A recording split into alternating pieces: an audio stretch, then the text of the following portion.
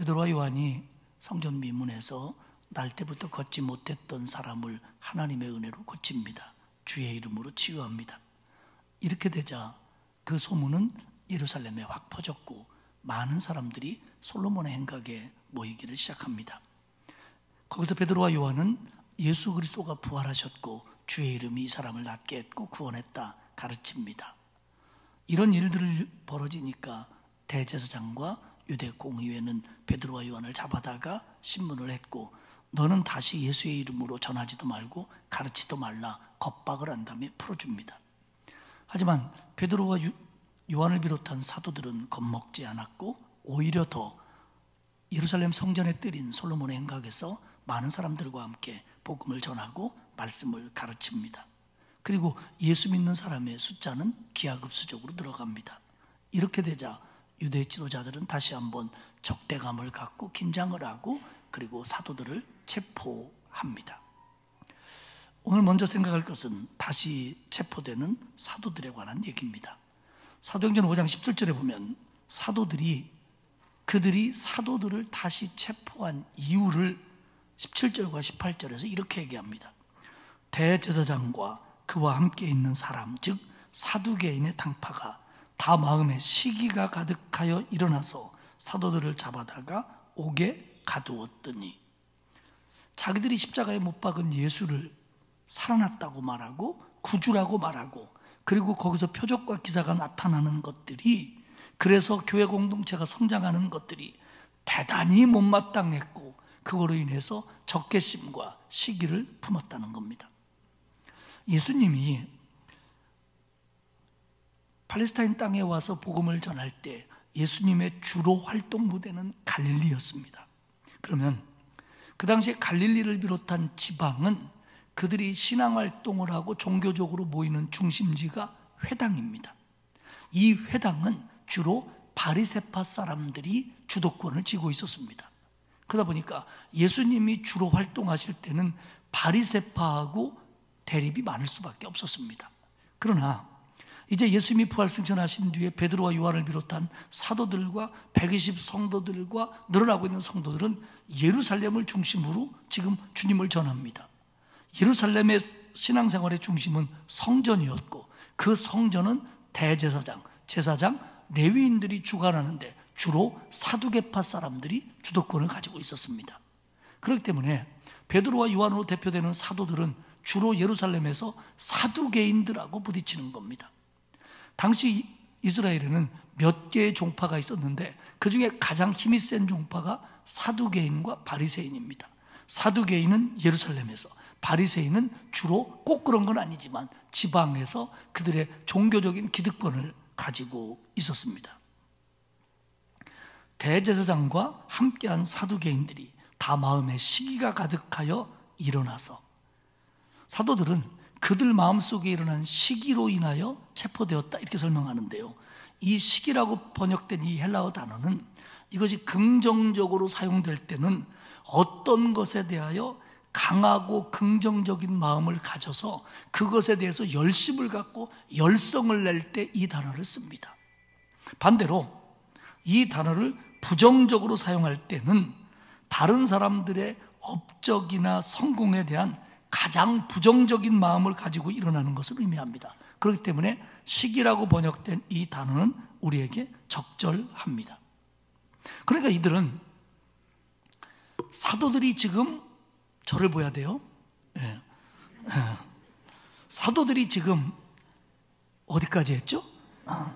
사도들이 지금 아무리 겁을 줘도 겁먹지 않고 복음을 강하게 전하고 표적과 기사가 일어나고 믿는 사람이 늘어나고 이것이 확대되는 것에 대해서 이 교회 지도, 그 당시에 이스라엘 종교 지도자들은 그거에 대해서 강한 불만과 적개심과 시기심을 가졌다는 겁니다. 그 당시에 예루살렘 교회 공동체의 상황을 12절은 이렇게 얘기합니다. 사도들의 손을 통하여 민간에 표적과 기사가 많이 일어나며 믿는 사람이 다 마음을 같이하여 솔로몬 행각에 모이고, 민간에 표적과 기사가 많이 일어났다. 그래서 민간에라고 번역한 이 단어는 사람들 사이에, 더 나아가 사람들이 보이는 곳에, 더 나아가 공공장소에서, 이런 뜻입니다. 그러니까 표적과 기사가 어디 남모르는 곳에서 일어나는 것이 아니라 사람들이 많이 보고 확인하는 곳에서 일어났다는 겁니다. 그렇기 때문에 이런 표적이 일어나고 모이기를 힘쓰고 기도하고 말씀을 가르치니까 거기에 사람들이 몰려들고 예수 믿고 구원받은 사람이 많아졌다는 겁니다. 그 결과를 13절과 14절은 이렇게 얘기합니다. 백성들이 칭송을 받았고 믿고 죽게 나오는 자들이 더 많아져 큰 무리가 되었다.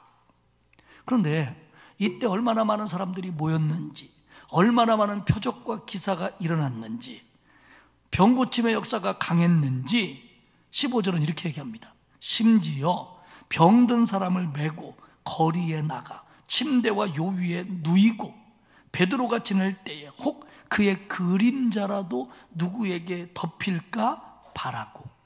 사람들이요, 솔로몬 행각에 사람이 너무 많으니까 베드로가 어디서 솔로몬 행각으로 움직일 때 그 동선에 따라 큰 길가에 환자들을 요체로 혹은 깔린 채로 데려다가 뉘어놓고 베드로의 그림자라도 거기에 씌워지기를, 덮어지기를 기대할 정도였다는 겁니다.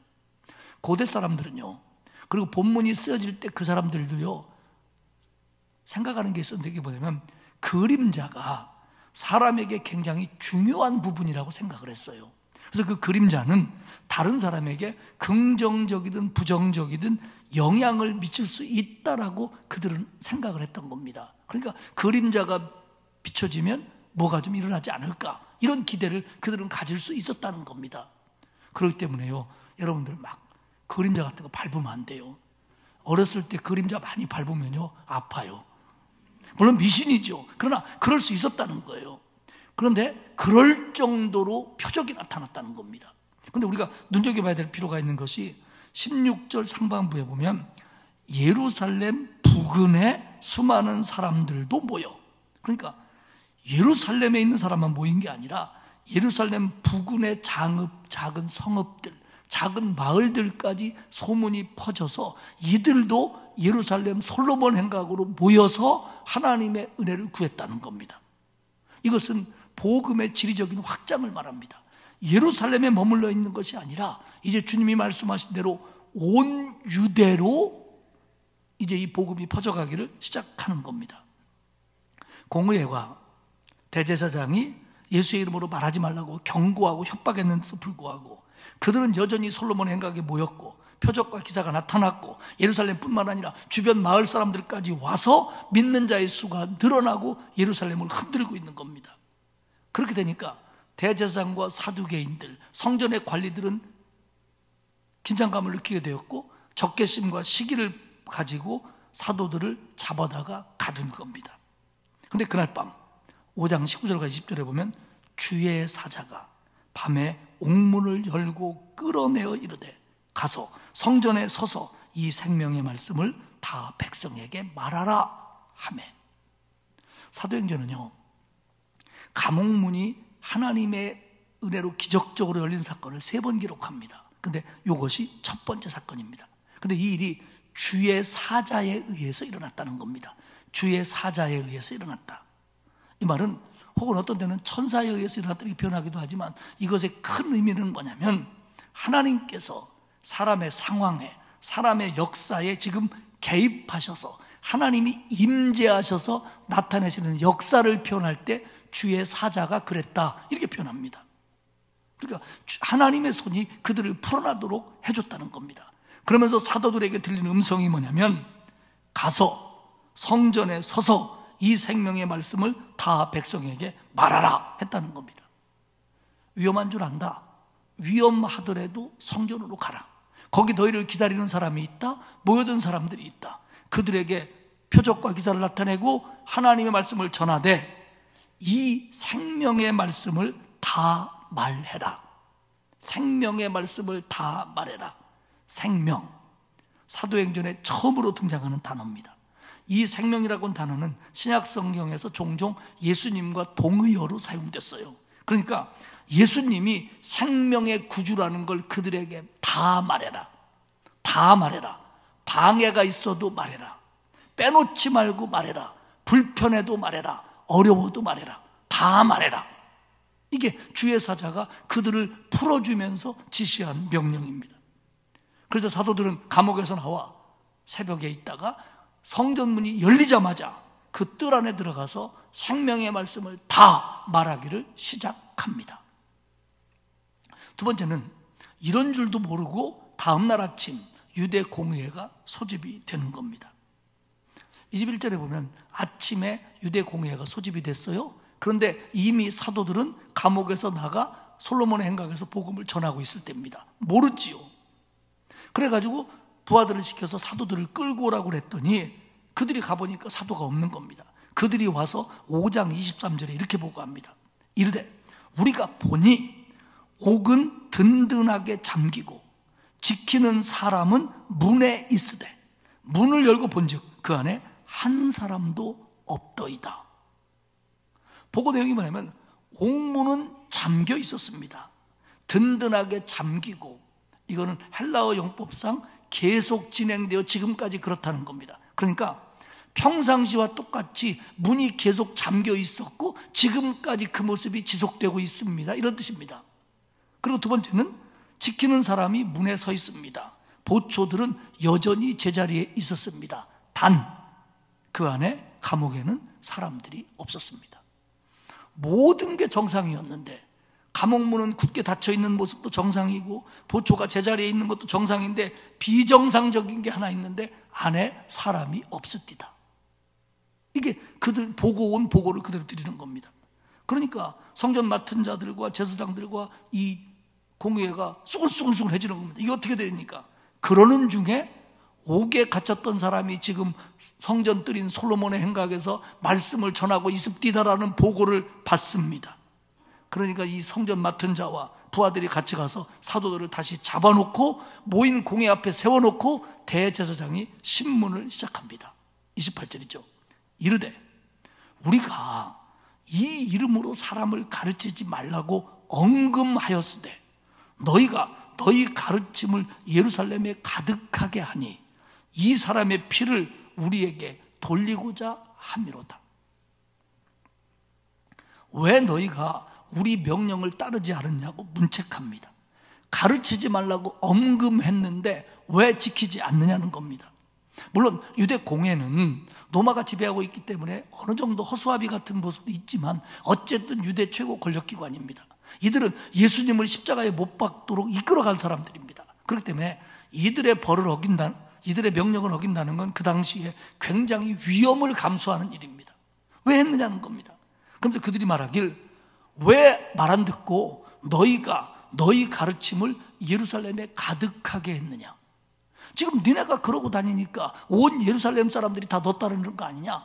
그 가르침이 왜 여기에다 이렇게 퍼지게 하느냐. 대제사장은 그들을 신문하지만 자기도 모르게 인정하는 게 있어요. 그게 뭐냐면 지금 사도들의 가르침이 성공적으로 예루살렘에서 번져가고 있다는 겁니다. 자기도 모르게 증언하고 있어요.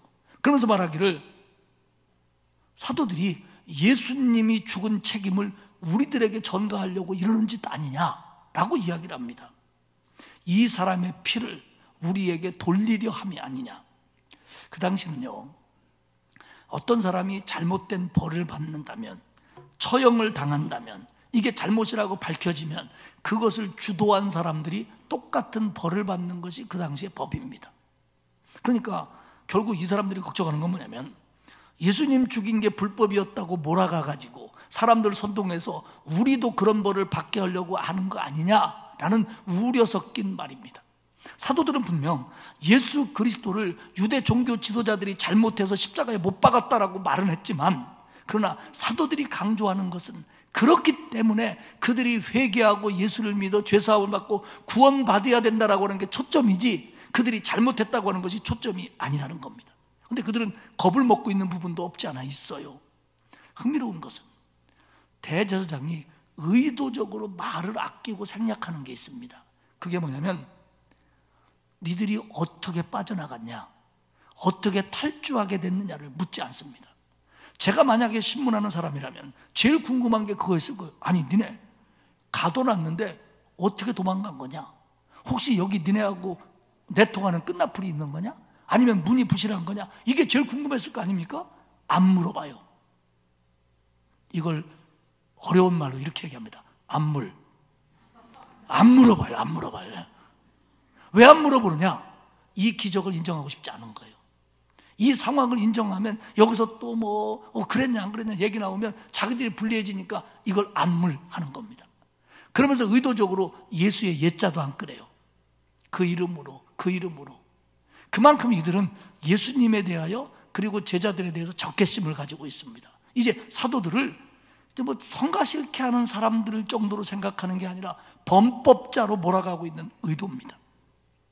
이런 신문에 대해서 베드로와 사도가 증언을 시작합니다.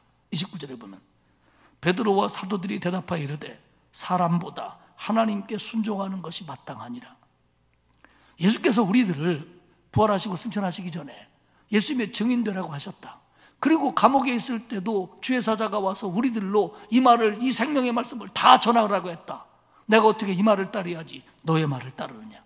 사랑하는 여러분, 우리가 세상을 살면서요, 누군가의 말과 하나님의 말씀이 상충될 때 우리는 무조건 하나님 말씀을 따라야 됩니다. 우리가 신앙생활을 하다가 내 생각과 내 주장과 다른 사람들의 얘기가 하나님의 말씀과 부딪힐 때 우리는 두말할 것 없이 하나님 말씀을 따라야 됩니다. 생각할 필요도 없습니다. 왜? 하나님 말씀이 진리니까. 아멘 하시길 축복합니다. 이건 생각할 필요가 없어요. 그냥 가는 거예요. 하나님 말씀에. 그런데요, 베드로와 요한을 중심으로 한 사도들의 답변은 변호가 아니라 증언입니다. 증언. 뭐라고 얘기하냐면 너희가 십자가에 죽게 한 예수를 하나님이 살렸다. 30절에 보면 너희가 나무에 달아 죽인 예수를 우리 조상의 하나님이 살리셨고, 너네가 알아야 될 게 있다. 뭐냐면 주님이 부활하셨는데 그 주님을 부활시킨, 주님을 살린 분은 너희가 믿는다고 말하는 그 하나님이다. 너희가 믿는다고 하는 그 하나님이 너희가 죽인 예수 그리스도를 살렸다. 증언입니다. 증언. 그리고 두 번째는 그 예수님이 백성들에게 회개함과 죄의 용서함을 주신다. 31절에 얘기하죠. 이스라엘에게 회개함과 제사함을 주시려고 그를 오른손으로 높이사 임금과 구주를 삼으셨느니라.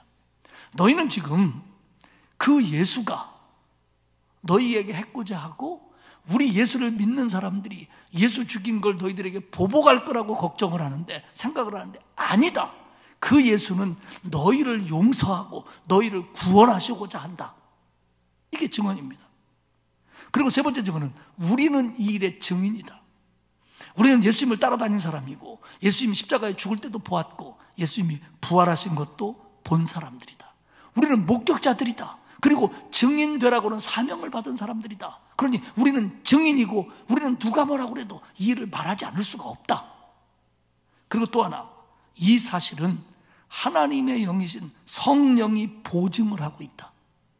32절, 우리는 이 일의 증인이요 하나님이 자기에게 순종하는 사람들에게 주신 성령도 그러하니라 하더라. 우리만 증인이 아니라 지금 나타나는 이 성령의 역사가 바로 예수 그리스도의 십자가와 부활과 구주되심을 보증하는 거다. 니네가 그렇게 믿는다고 하는 하나님의 영이 이 일을 지금 주도하고 계시다. 그래서 이런 표적과 기사가 뒤따르는 거다. 이쯤 되면 신문했던 대제사장이나 사두개인들을 중심으로 한 공회가 그 말에 귀를 기울이들도 한데, 이 사람들은 아주 마음에 철판을 깔아놨습니다. 그런 얘기를 들으니까 막 더 화가 나는 거예요. 더 분노가 생기는 거예요. 그래서 크게 노하여 사도들을 죽이고자 합니다. 저것들 말로 하면 안 되겠구만. 저것들 봐주면 안 되겠구만. 이제 풀어주면 안 되겠구만. 저거 죽이는 방법을 찾아야겠다. 그렇게 그들 마음속에 공감대가 이루어졌다는 겁니다. 그런데 여기서 전혀 예상치 않았던 일이 생깁니다. 그게 뭐냐면 가말리엘의 등장입니다. 이런 상황 속에서 조금도 굽히지 않습니다. 제자들이. 우리는 죽어도 이거 하겠다는 겁니다. 그러니까 공의회는 저것들을 처벌하겠다는 겁니다. 이렇게 극한 대립으로 벌어지고 있는데, 그때 가말리엘이라고 하는 사람이 등장합니다. 34절에 보면 바리새인 가말리엘을 율법 교사로 모든 백성에게 존경을 받는 자라. 율법 교사요, 모든 사람에게 존경받는 가말리엘이 오는데 이 사람이 공의회 의원입니다. 그 자리에 있었던 사람이에요. 근데 공의회는 대부분 사두개인입니다. 그리고 바리새인이 소수, 일반인이 소수, 그렇습니다. 그런데 이 가말리엘은 그 당시에 이스라엘에 존경받는 7명의 랍비가 있었습니다. 그래서 이들은 특별히 랍비라고 부르지 않고 라반이라고 부릅니다. 나의 랍비라는 뜻입니다. 그런데 이 사람은 존경받는 원로로서 말빨도 쓰고 그리고 공의회에 영향력도 줄 수 있는 사람인데 이 사람이 바로 대단한 사람입니다. 사도 바울의 스승이죠, 나중에. 그러니까 이런 사람이 등장을 하더니 가만 내 얘기를 좀 들어봐라. 그러면서 몇 가지 권고를 합니다. 첫 번째가 이 문제를 신중하게 다루자라는 얘기입니다. 35절에 보면 너희가 이 사람들에게 대하여 어떻게 하려는지 조심해라. 만약에 이 사도들을 죽인다고 해서 이게 끝날 문제인지 한번 생각해봐라.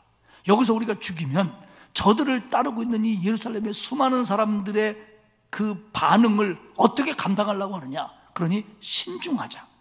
두 번째, 전에 이런 일과 비슷한 예를 들어서 그들을 권고합니다. 36절에 보면 전에 드다라는 사람이 있었다. 그 사람이 스스로 선전해서 400명이나 그를 따라다녔는데 드다가 죽으니까 시지부지 그 운동이 없어졌다. 37절에 보면 뿐만 아니라 갈릴리에서 일어난 유다라는 사람도 그거와 비슷한 결말을 맞이했다. 그들 역사 속에 실제로 있었던 드다와 유다의 신앙운동일런지 반로마 운동일런지 이런 것들을 설명합니다. 그러면서 뭐라고 하냐면 그러니까 상관하지 말고 좀 두고 보자. 38절에 보면 상관하지 말고 버려둬라. 그리고 중요한 얘기를 해요. 이 사람의 소행이 사람으로부터 났으면 무너질 것이요.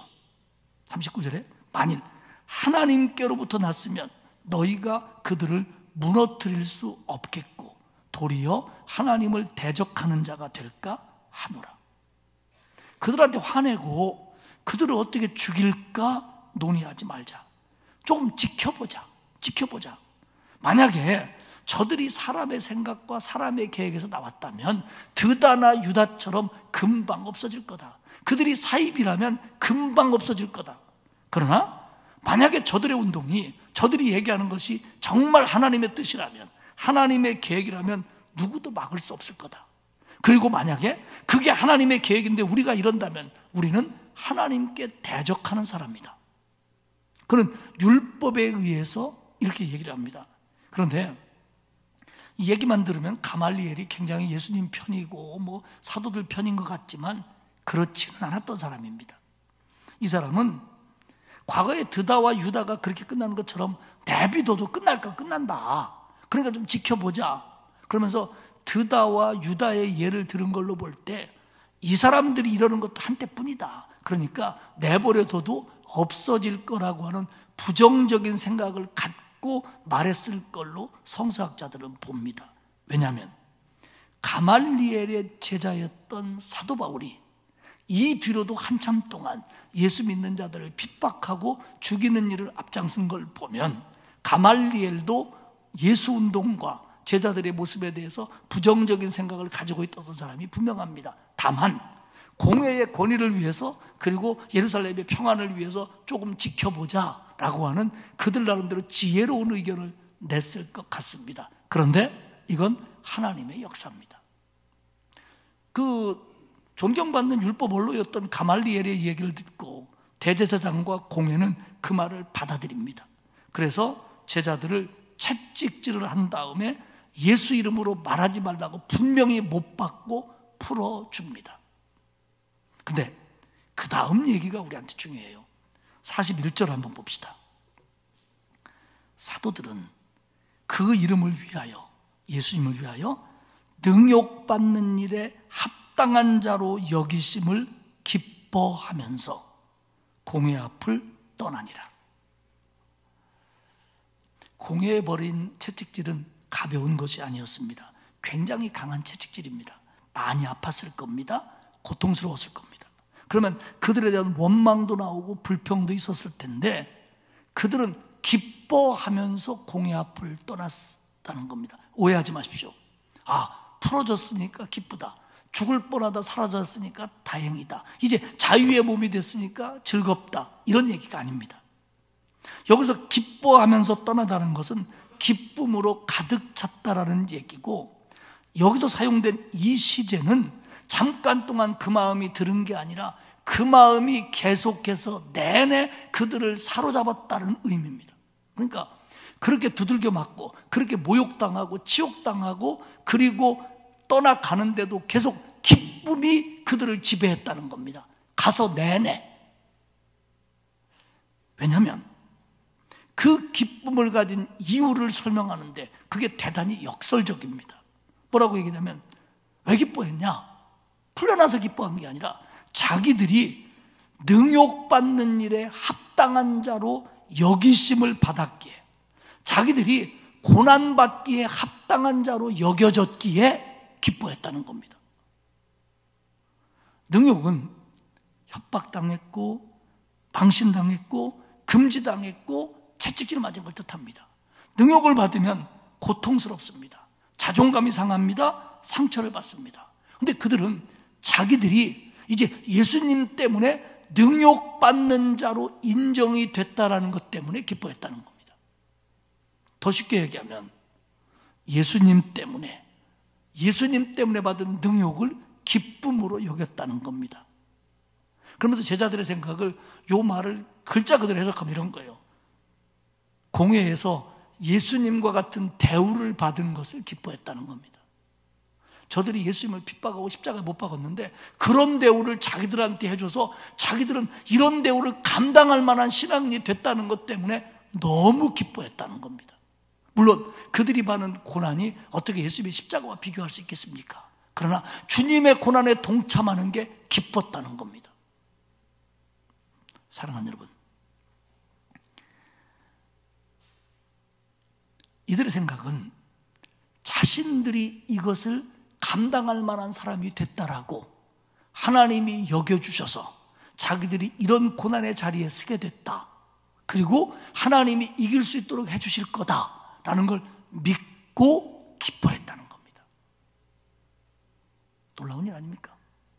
저 같으면 풀려난 것 때문에 펄펄 뛸 텐데. 그러더니 그렇게 기쁘니까 그들이 위축될 수 있습니까? 도망칩니까? 아니요. 42절에 보면 그들이 날마다 성전에 있든지 집에 있든지 예수는 그리스도라고 가르치기와 전도하기를 그치지 아니하니라. 그들은 유대 공회의 금지 명령을 거부합니다. 누가는 여기서 사도행전에서 처음으로 전도하다라는 단어를 씁니다. 우리가 여기서 전도하다라고 번역한 이 단어는 그대로 번역하면 복된 소식을 전하다, 기쁜 소식을 전하다입니다. 이 헬라어의 일반 용법은 누군가가 결혼한다고 소식을 전하는 거, 우리 왕이 지금 전쟁에 나가서 이기고 돌아왔대, 그 왕이 우리에게 많은 걸 준대, 이런 소식을 전했대 쓰여진 기쁜 소식을 전하다라는 단어입니다. 이것이 신약 성경 속에서는 어떤 데 쓰여지냐면 예수 그리스도를 통하여 우리가 용서받고 구원받고 죄사함 받고 하나님과 화목하게 되고 천국을 소유하게 됐다라는 것을 말할 때 쓰여지는 단어입니다. 그러니까 기쁜 소식, 글자 그대로 복음입니다. 복음을 전하기 시작했다는 겁니다. 복음이 뭡니까? 예수 믿으면 구원받는다, 예수 믿으면 죄사함 받는다, 예수 믿으면 천국이 있다, 예수 믿으면 평안하다. 이게 복음이잖아요. 목에 칼이 들어와도 복음을 전했고 오히려 방해가 있음을 그들은 두려워하지 않았다는 겁니다. 능욕당했고 고난받았고 그들이 서슬이 펄어내서 협박했지만 그들은 여전히 복음을 전했다. 이게 사도행전 5장의 마무리입니다. 사랑하는 여러분, 설교를 마치겠습니다. 예수 믿고 구원받은 사람은 복음의 증인으로 살아가야 되는데 이 일이 한 번도 방해받지 않았던 적이 없습니다. 기독교 2000년 역사 속에서 예수 믿는 사람이 복음을 전할 때 방해받지 않았던 적이 없습니다. 어떤 때고, 또 하나 예수 믿고 헌신하고 그리스도인답게 살아가는 일이 쉬웠던 적은 한 번도 없습니다. 그게 전쟁의 때든 박해의 때든 평안의 때든 발전의 때든, 그게 고난이든 박해든 핍박이든 순교든 유혹이든 헷갈림이든 이단이든 간에 예수를 제대로 믿고 복음을 전하고 제대로 헌신하는 게 쉬웠던 적은 한 번도 없습니다. 단 한 번도. 지금도 마찬가지고요. 그리고 우리 여기 많은 사람들이 예수 믿는 일이 쉽지 않습니다. 그리고 예수 믿어도 어려움을 당합니다. 그리고 남을 구원하기 위해서 복음을 전하는 일은 더더욱 어렵습니다. 그런데요, 우리가 예수 믿으면서 어려운 일이 생기거들랑 사도들처럼 생각하십시오. 아, 하나님이 나를 이런 어려움을 감당할 만한 사람이라고 여겨주시는구나. 할렐루야. 이게 예수 믿는 게 처음에는 쉬운 줄 알았는데, 그게 어렵다는 걸 느끼기 시작하면, 아, 내가 이 어려움을 감당할 만한 신앙이라고 하나님이 나를 인정해 주시는구나. 처음에 예수 믿고 처음에 교회 오면요, 신나지요. 뭐 교회 깨끗하지요. 밥도 주지요. 뭐 보는 사람마다 친절하게 대하지요. 목사님 막 좋죠. 근데 그게 이것만이 아니네. 예수 믿는 게 힘든 일이 있네 라고 알기 시작한다는 건 뭐냐면, 그걸 감당할 만한 믿음이 생겼다는 거예요. 그렇게 하나님이 봐주기 때문에 알게 하기 시작하는 겁니다. 지금 이 제자들이 이 고난을 감당할 만한 사람으로 주님이 여겨줬다는 것 때문에 너무 좋은 거예요. 그동안 자기들은 십자가 앞에서 실패한 사람들인데 주님이 이 고난을 이겨낼 줄로 알고 고난을 가운데 서게 하니까 너무 기쁜 거예요. 사랑하는 여러분, 고난이 있고 희생이 있고 힘든 거 예수 믿을 때 당연한 거예요. 그때하고 지금 모양이 다르고 상황이 바뀌었어도요, 쉽지 않았던 적이 없고 방해받지 않았던 적이 없고 유혹이 없었던 적이 한 번도 없었어요. 그렇기 때문에 이 길은 좁은 길이고 그런 길을 걸어간 우리를 하나님이 인정해 주시는 거예요. 사랑하는 여러분, 우리는 이 길을 걸어가면서 어떤 어려움이 있어도, 어떤 방해가 있어도, 어떤 유혹이 있어도, 어떤 고난이 있어도 기뻐해야 됩니다. 왜? 우리가 구원받았기 때문에 그 길을 걷는 거거든요. 구원받았기 때문에 이런 고난이 있는 거거든요. 구원받았기 때문에 이런 어려움과 유혹이 찾아오는 거거든요. 기뻐해야 됩니다. 감사해야 됩니다. 구원받지 않았으면 이런 일 없어요. 이런 거 신경 안 써도 돼요. 구원받았기 때문에 이런 일이 생기는 거예요. 구원이 진짜기 때문에 이런 일이 생기는 거예요. 감사해야 됩니다. 그리고 열심을 내야 돼요. 그래서 내가 더 좋은 신앙이 되고 더 헌신하고 더 많은 사람들이 구원받는데 내가 사용될 수 있도록 헌신해야 됩니다. 그러면 주의 손이 함께하사 그들을 구원시켜 주시고 나는 더 큰 은혜와 복 가운데 우리의 인생길을 걸어갈 수 있는 겁니다. 우리가 왜 초대교회 합니까? 왜 사도행전교회 합니까? 이런 일들에 대해서 그들은 선명했습니다. 분명했습니다. 그리고 그들은 하나님 아닌 것들을 두려워해 본 적이 없습니다. 오늘 저와 여러분이 그런 신앙으로 재무장하고 아무리 유혹이 있고 고난이 있고 눈물이 있고 아픔이 있고 힘들더라도 하나님이 나를 그것이 인정해 주시는 거구나 라고 믿고 그 길을 담대하게 걸어가며 최선을 다하는 저와 여러분 모두가 되시기를 주님의 이름으로 축복합니다. 하나님 고맙습니다. 우리 같은 죄인들을 구원하셔서 하나님의 자녀 삼아주시고 성령을 부어주시며 하나님의 증인으로 살게 하시니 고맙습니다. 힘들고 어렵고 방해가 있고 유혹이 있고 또한 예수 믿으면서 살아가는데 많은 환난이 있을지라도 그 환난 중에도 기뻐하며 담대하며 감사하며 이 길을 걷게 하옵소서. 하나님이 내게 주신 구원이 너무 값진 것이기에 이걸 지키고 이 말씀에 순종하기 위해서 만나는 여러 가지 방해물들을 기쁨으로 물리치며 걷게 하옵소서. 감사드리며 예수님의 이름으로 기도합니다. 아멘.